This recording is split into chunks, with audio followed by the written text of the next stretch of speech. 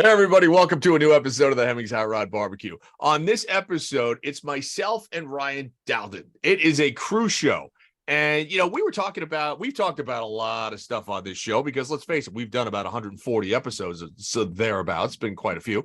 But we wanted to talk about some stuff that we just as enthusiasts love to do. And one of the things that's kind of near and dear to our hearts is the great American road trip. Mm-hmm. So we're going to talk about some cars, reliable road trip cars, our favorite road trip cars, some of the worst road trip cars we've ever been in, and affordable road trip cars. And we've set a limit of about $6,000 that you could jump into a car. And our thought with that is, like, if you want to take a road trip, you don't want to rent something, you want to buy something big, cushy, comfortable, you go do that. And then when you're done, just get rid of it, sell it, right?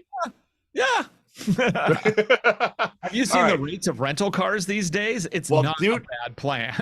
It's not a bad plan. And that's just it. I mean, we did, a couple years ago when we did our big suburban road trip on Road to Improvement, we rented a full-blown minivan. Any minivan that's reliable is a fabulous road trip vehicle. They're all really, really good. Oh, yeah. But the bill for like 3,000 miles or 4,000 miles on a one-way rental came to almost $1 a mile. Because mileage wasn't included. It was almost $4,000, and I was like, I could have bought something for $4,000. Easy, right? A few years ago, and actually not a few years ago, it was about 2 years ago, back during the height of the pandemic, where there were no rental cars. Every rental was through the roof. I bought a brand new. I needed to do some work down in southwest American Southwest, and you know what, I just bought a brand new Jeep Compass. It was a 2022, had just come out, bought one in Texas, drove it across the US, did my work, shot some episodes for Driving Sports TV, went back to Seattle and sold it. Yeah. Exactly. Ended up losing on the deal because Jeeps don't really maintain value. Yeah, I ended up losing about the same amount as if I had rented the car, but I had a brand new car. It was hella fun, and I shot a ton of content with it. So, what I do doesn't work for everybody, but in that case, I would totally do it again. Yeah. Well, that's just it. I mean, we were talking about, some reliable road trip cars. And I mean, I've driven across this country probably in total 12 to 14 times or so, coast to coast. I've driven to Canada. I've driven to Mexico. I've driven everywhere. It's not the age, it's the mileage. You ain't kidding.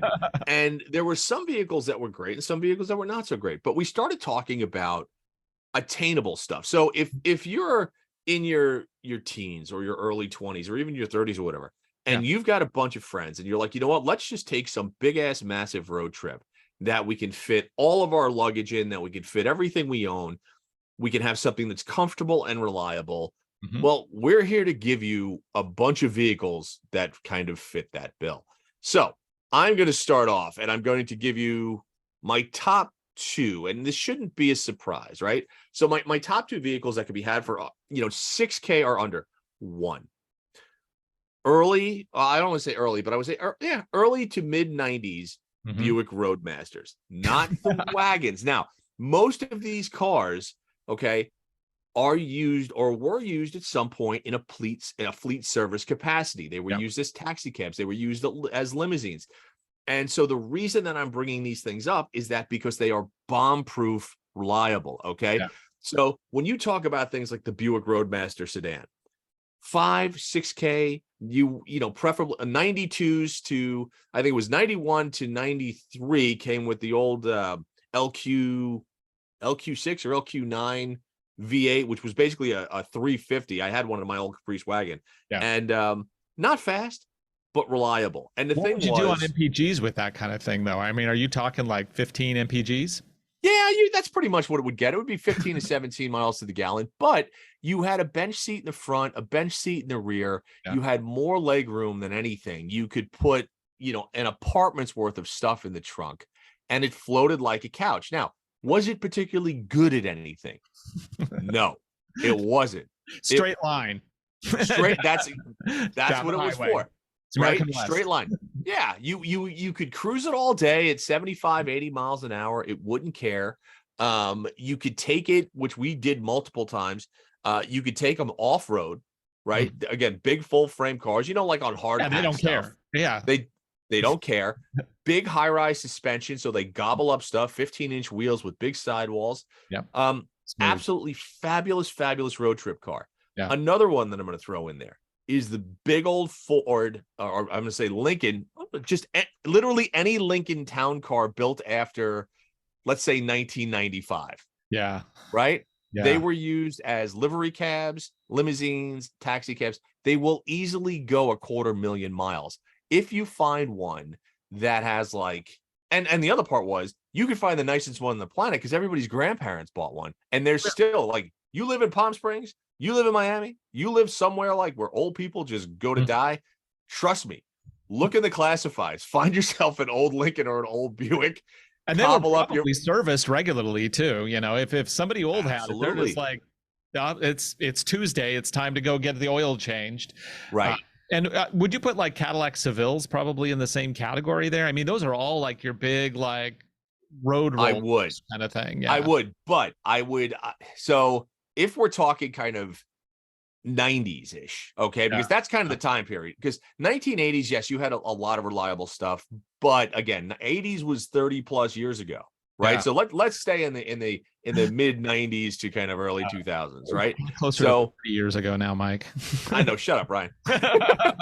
So, you know, I think one of the things that we look at is, you know, engines and kind of what the reliable ones. If you got anything like a Seville from the early 2000s, odds are it was front wheel drive, came with a North Star V8, which was actually absolute garbage. It blew head gaskets and they were bitch to service. But if you went back a couple of years and you got the Cadillac DeVille, which was the same basic platform as the Roadmaster, right?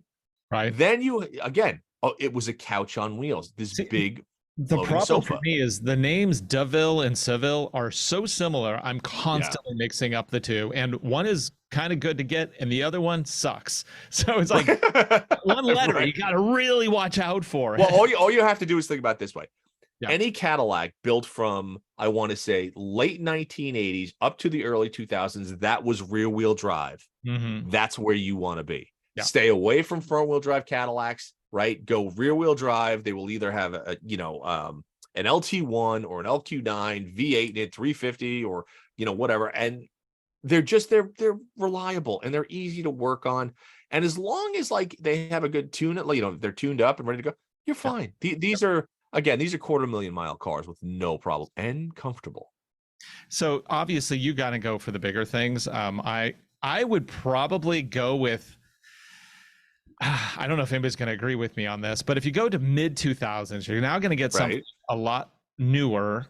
You can probably find something for less than 200,000 miles. I would get honestly, a Toyota Camry or a Mazda 3.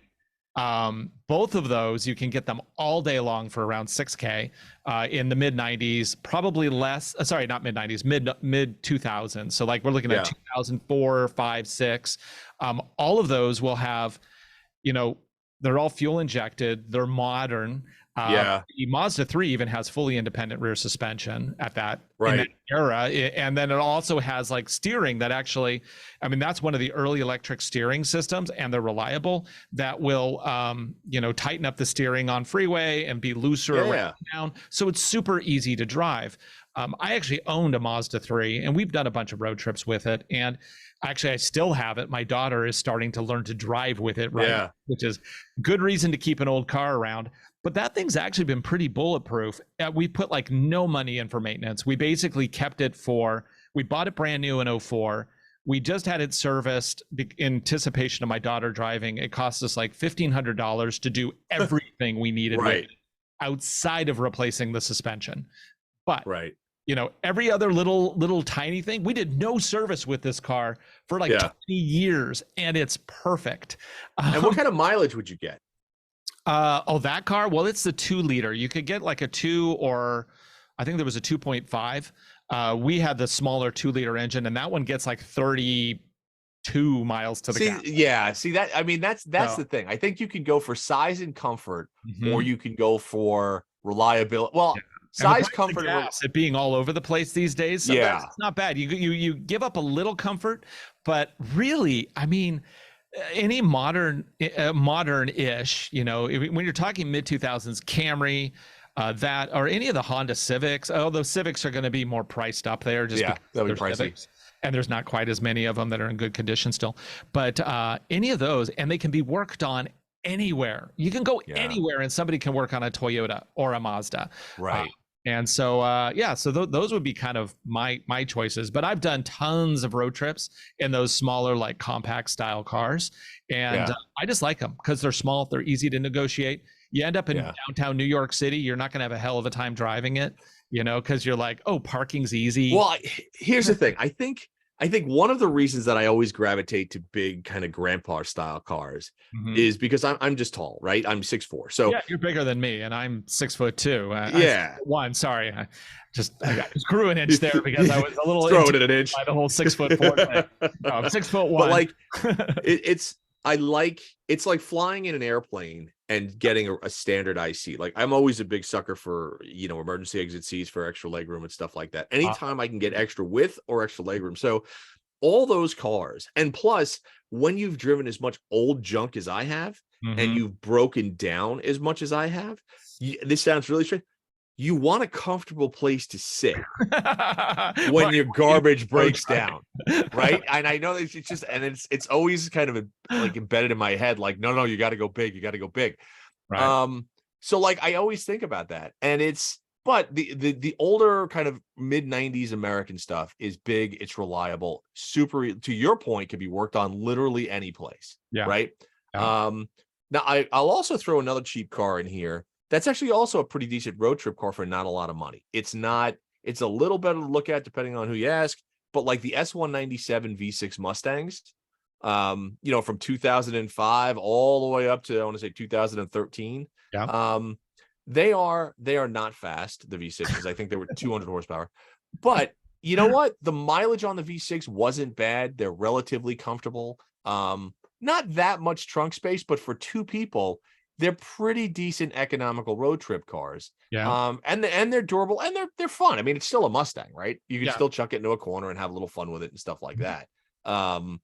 Whereas I think, when you start talking about even like kind of like mid 90s Camaros or early 90s Camaros and stuff, the values of those have started to go up. So those are that's always the tricky part, isn't it? Yeah. It's like the ones that are actually like fun and interesting are the ones that kind of like the prices start to go up. Yeah. I know when we were talking about this subject before we started filming, one of the things came up was like what you would absolutely not want to drive in. And obviously, like, a lot of the German cars from like 80s, 90s.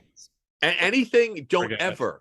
If you're thinking, I'm going to go on a road trip with some buddies, we're going to buy a used car to do this, I'm going to tell you straight up, do not buy anything used or German. Yeah. Literally, well, there's one. You could buy one car that's German and you just one, okay? And that is going to be any early 80s Mercedes diesel, like a 240 or a 300. Right. You're not going to go fast. You're going to max out at like have you seen the price of diesel lately? Yeah, but you will get 28, 30 miles to the gallon, and they'll pretty much run on McDonald's like French fry oil if you need them. I'll take a side of fries and some for the car too, please. Thanks. Yeah. But yeah, keep German and used out of this conversation because they're just terrifying. One of the worst cars that I've ever road tripped in also was probably one of the most fun road trips I've ever done. I was with some buddies. I was a senior in high school, and one of my friends had a Sundowner pickup, and basically he just, I don't know, we were hanging out. It was 10 o'clock at night. Who made the Sundowner, Rod? That was a Toyota. Was it Toyota? Was it a Ranger? No. Now I got to look it up. I should know this. Yeah, you should. What the hell? It was. Was that the Toyota? No, I got to look it up too. I know, because it's like you go back into that period and they all kind of look the same. Well, they all had a Mazda. It was a Mazda, I think. Let me see. B2000. Yeah, it was the B2000 Sundowner Mazda. But okay. The Mazda pickup was basically a Ranger pickup anyway. Yeah. Ford just bought them and relabeled them. But so it's a Ford / Mazda. But it didn't really matter because all the trucks of that period were exactly the same, with the exception Yeah. of the Repo, which was the rotary version of the same Yep. truck. But so we're hanging out 10 o'clock at night. We're like, we got nothing to do. We're not terribly interesting as far as 18-year-olds go. We didn't go clubbing. We didn't do this. We didn't go to this. We didn't, whatever. So we're like, hey, let's go for a drive. It's like, okay, where do we want to go? I don't know. I've never been east. Okay, let's go east. So we live in Seattle-ish area. So we go over the mountains. We keep driving. We hit Ellensburg. We're like, I'm hungry. I want some pie. It's 1 a.m. Okay, well, there's a diner. Let's go get some pie. So we ate some pie, bought an entire pie, ate half of it, took the rest with us in the truck. Now, keep in mind, this Sundowner, not a big truck. They're not big trucks, and there's 3 of us packed in the front. One guy's straddling the stick shift, which is a little awkward. But that person got the short stick. Yeah. Once we ate our cherry pie, we turned around and we just headed west, and until we hit the ocean. And then we're like, okay, at that point, it was like 4 a.m. We had to go to school the next day. And we're like, okay, that's good. Oh, and while we're driving, my friend falls asleep at the wheel, who's driving. We're going into opposite traffic. And it's like, hey, okay, just. So well, that truck was uncomfortable. We were packed tight. It did get good gas mileage, so it had that going for it. Did not fit 3 people. Miserable. I would never want to do a road trip in that truck, but that was a great road trip that we did. Well, sometimes the road trips that you don't expect to be good are, right? So during the pandemic, I bought a 79 Trans Am in Dallas, right? And it was a lucerne or nocturne blue over camel interior, and it was actually a beautiful car. Like looks wise, it was probably the most elegant color combination that you could ever do for a second gen Trans Am. The thing got more compliments than anything. And it was a 403 Oldsmobile automatic car. Bought it in Dallas, Texas. That car, didn't we? We filmed something. I don't even remember what ended up with that. But it was a beautiful car. It was a great car, and I bought it, and my buddy Big Chris, he jumped in it with me in Dallas, and we was we're gonna drive back to San Francisco. And the car itself was not fabulous, meaning it ran beautifully afterwards. But when we first got in it, like, we're driving an untested car, 2,500 miles. We lost a fuel pump. It was overheating, all this stuff. But we ended up doing a full ignition system in some dude's driveway somewhere in New Mexico. And it was one of those things where, with all the problems that we had, and the fact that the air conditioning worked, and this didn't work, and that didn't work, we had so much fun in that old Trans Am, just trying to keep it on the road and make it so while the car sucked as a road trip vehicle, the adventure that we had in it was fantastic. So I think it's like, even if you have a shitty car and you're like, okay, well, this is going to be an adventure, as long as you don't have to be any place on time. That's kind of the tough part, it's like, because usually you have to be at a spot, but if you have like an open window and the ability to actually fix things, which not a lot of people do anymore. I mean, I point at myself. I can do basic mechanical stuff, but like switching out an ignition system, no, I'm not good at that. I'm very good at taking things apart. It's the whole getting them back together again. That's a problem. Yeah, dude. So the Mazda was the worst road trip car, right? Yeah. Okay. So I'm not going to say the Trans Am was the worst, because the Trans Am was actually, once it was running fine, it was great. The worst was, I had a buddy that had a Suzuki Samurai, an original Suzuki Samurai. Like there. No, that sucked. Hard top. And there were 4 of us, and we were going from New York to Ohio, and it was like driving in a tin can. Like you knew that if you crashed, you were pretty much just right. You were dead. There's nothing between you and the universe outside of there. It's like, it's this thick. Right. You had 4 full-size guys. We were all in school, 4 full-size guys. The thing wouldn't get out of its own way. It maxed at like 76 miles an hour, screaming. And it was just miserable, because it was like driving in a kettle drum. Like you couldn't hear each other talk. It didn't have any air conditioning. That was the worst. I know you've mentioned it a couple times, but air conditioning that functions is important for road trips, especially if you're going across the South at all. we just did. I mean, I put 70,000 miles on my 68 Chargers, without air conditioning. And I recently just got it back from a mechanical restoration, and we picked it up in Palm Springs and we drove it back to San Francisco, which is, 550 miles or so. Yeah. It now has air conditioning. It now has power windows.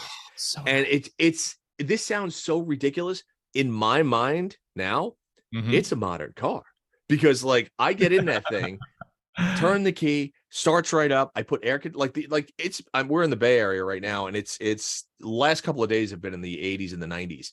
And I totally forgot. Like, I got in the car yesterday, started it up, backed it out. It was 90, and I was like, oh man, I was like, oh, I have air conditioning. And I turned it on. That's nice. And it worked. So while we were talking about the road trips here, I just remembered a road trip that I did. See, when you get older, and like I know you've done hundreds of road trips, there's some you just don't even remember about. I drove a Suzuki Kazashi from Seattle to Moab. Wasn't that a nice car though? Excellent. And yeah, I remember that having a great interior. Really, it was basically the Volkswagen Passat from Japan. It was, but it had an all-wheel drive on-off button on the side. Yeah, you could actually I'm ready for my all-wheel drive. Let's engage that. But it was super comfortable, and I was just looking them up. I'm like, what do those go for? You can get them for under 10K. I don't know if I would buy one, but it would be a great road trip car. And you could be like, Kazashi? Could you still get? I wonder if you could still get parts for those things. That is the question, isn't it? Yeah, because I mean, the one thing about anything road trippy is that you always want to make sure that you can pull in somewhere, and that even a backyard shade tree mechanic can pretty much fix it, right? So, like, there have been vehicles, like I had a what was it, a 95 F-150 single cab short bed. That it's one of those trucks that, I bought it in Oregon and I drove back to San Francisco. It was a great looking truck. Oh, dude, let me tell you something. Every time I think about it, or I pull up a picture of it, I go, God damn it, I shouldn't have sold that truck, because it turned out it was such a good looking truck. Yeah. But I had no use.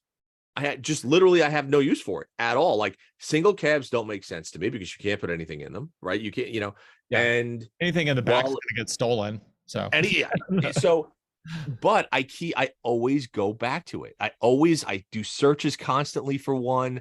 And part of me feels like it would have been a great around town daily, right? Because the problem here, Mike, is that you just need to buy a small farm so that you have justification for having a truck like that. Dude, I totally agree with you. You got to work both angles here. It's like, I need the truck, but now why do I need the truck? Oh, this is why. Okay. And then the two come well, together. Dude, it was very funny because I had sold the truck on the Hemmings auction site, and there were these two teachers that actually bought it. They bought it, they saw the auction. I had made some videos on it, and they came in, and they were from upstate New York, and they flew in to the Bay Area, got the truck, and they were like, "Oh, this is perfect. This is perfect." But they had like a bunch of suitcases, and I was like, "Okay, where are you going to put them?" Because it didn't have a bed cover. It was an open bed. And it's stuff like that all of a sudden they started thinking like, oh shit. Yeah. Like, and I was like, guys, here's the thing. Anytime you stop, you have to take all your luggage in wherever you go. So if you're at McDonald's, you're taking all your luggage in. If you're here, you're taking all your luggage in, because the windows aren't tinted. Anybody can look in and snatch your stuff. That was the biggest problem that I had with that truck, is you had no room to store anything. You could put a lockable tonneau cover on the back. I know. You can. They could have. It's like, dude, that truck.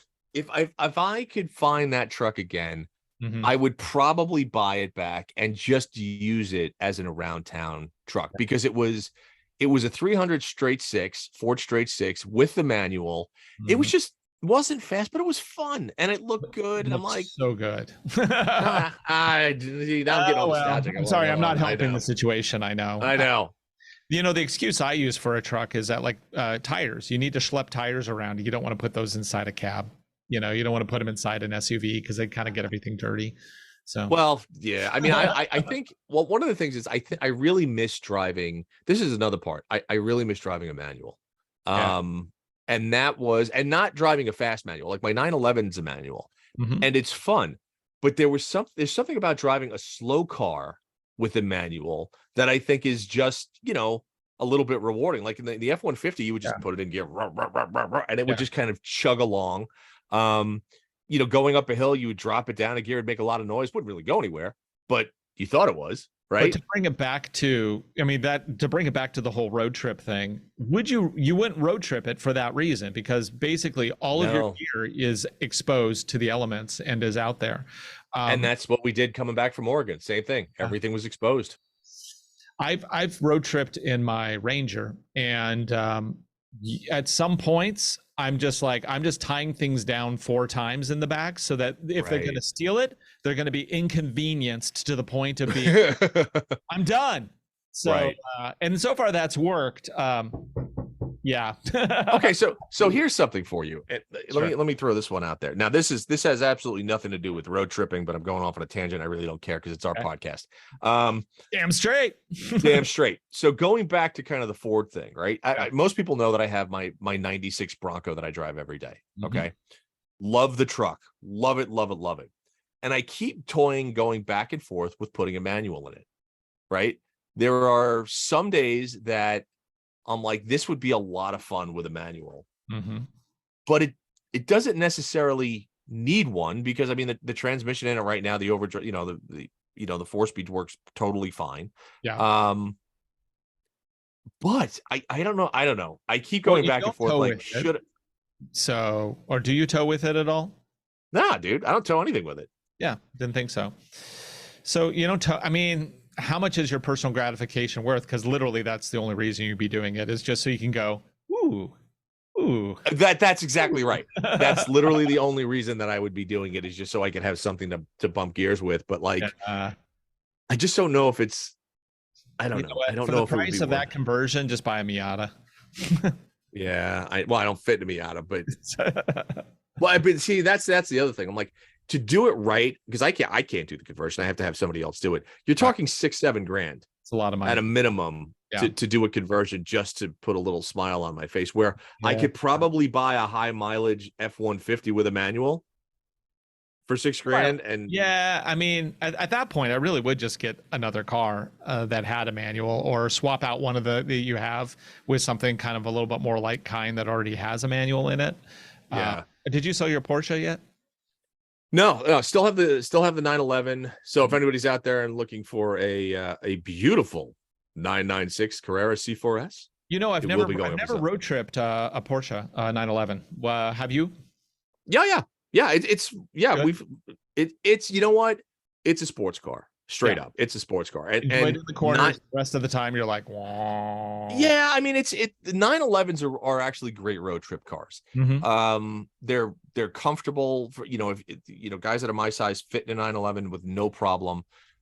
But it's you still have kind of a lack of space, right? And I always go back to, if something happens, am I going to be comfortable if I have to sit on the side of the road for a couple hours? It's actually a decent road trip car. It gets about 25, 26 miles to the gallon. More power speed than you're ever going to want. And this is a 20-year-old 911. Right. But I have to say, it's a lot of fun when you take that car to places that car has not seen. Right. So like, if you're driving through the Midwest, or you're in Montana and you pull into some, random gas station that people are like, ooh, that's a 911 and all this other stuff. And here's the thing, in the Bay Area, it's just an old 911. And I don't want this to come. I don't want this to sound. I'm trying not to sound like a dick. Like, Porsches literally grow on trees in the Bay Area. It's like the entry level car, right? If you have a Porsche, whatever the case is, they're flipping everywhere. It's nice to go somewhere in something that's a little bit different, and people say, "Oh, that's really cool," because then all of a sudden it kind of jumps back into your head. You're like, I knew there was a reason that I bought this car. Not only is it fun and exciting at times, but it's still a 911. It's still a great, fun it's a special car. experience for some people. I mean, I drove a McLaren 570 up into the Hamptons. I went from Connecticut to the Hamptons, and talking about, like, nobody cared, like, at all. It's like, it's a McLaren in the Hamptons. Of course it is. But I also did a road trip where I drove a Bentley through Oregon. Yeah. Like stopping in Lincoln City, like people were walking up to us and going, that's a Bentley. It's like, Yeah. my wife was starting to get a little bit nervous. She's like, why are people keep coming up and talking to you? That's really weird. I'm like, well, it's because it's a Bentley. Yeah. But I get, it's interesting. Like I have my 68 Charger and the 911 are next to, next to each other in the garage. If there's a choice, I always go to I mean, 99% of the time I walk right to the Charger. Yeah. Like the Porsche, again, brilliant car mechanically, does everything it's supposed to do. Yeah. But I